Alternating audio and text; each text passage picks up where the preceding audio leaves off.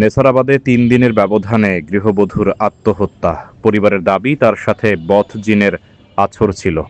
South Bangla নিউজের তথ্য ও video চিত্রে দেখুন বিস্তারিত। সাথে আছে আমি কাউসার মাহমুদ। নেছারাবাদে ৩ দিনের মাথায় আবারও গলায় ফাঁস লাগিয়ে লামি আক্তার চৈতি নামে ২০ বছরের এক গৃহবধূর আত্মহত্যার খবর পাওয়া গেছে।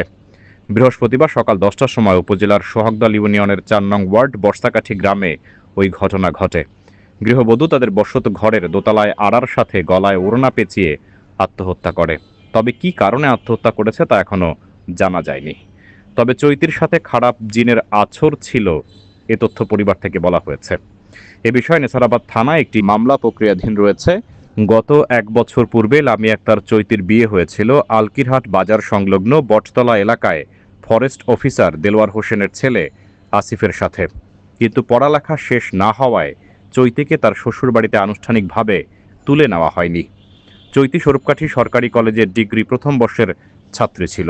চৈতির মা শিরিন বেগম জানান, সকাল ৮টার দিকে চৈতিকে ঘরে রেখে ছেলেকে নিয়ে মাদ্রাসায় যান তিনি। মাদ্রাসা থেকে ফিরে মেয়েকে না দেখতে পেয়ে দ্বিতীয় তলায় খুঁজতে ওঠেন। তখন মেয়েকে আড়ার সাথে ঝুলন্ত অবস্থায় দেখে চিৎকার দেন এবং বাড়ির অন্য লোকজন ছুটে আসে। সবাই মিলে ঝুলন্ত অবস্থা থেকে তাকে নিচে নামানো হয়। পরে নেছারাবাদ থানায় খবর দিলে পুলিশ এসে লাশ থানায় নিয়ে যায়। চৈতির শ্বশুরবাড়ির লোকজনের মাধ্যমে জানা যায়, শ্বশুরবাড়ির স্বামীসহ সবার সাথে সুসম্পর্ক ছিল।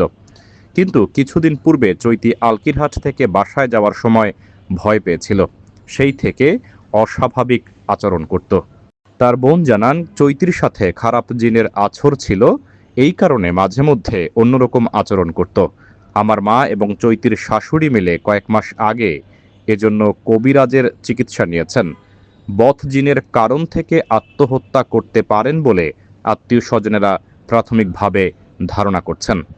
এ বিষয়ে নেছারাবাদ থানার তদন্ত অফিসার রাধেশ্যাম জানান, আমরা খবর পেয়ে সেখানে লোক পাঠাই এবং যতদূর জেনেছি চৈতি তার বাবার বাড়িতে দোতলায় শোয়ার রুমে আড়ার সাথে গলায় ওড়না পেঁচিয়ে আত্মহত্যা করেছে, এমন তথ্য তার পরিবার সূত্রেও জানা গেছে।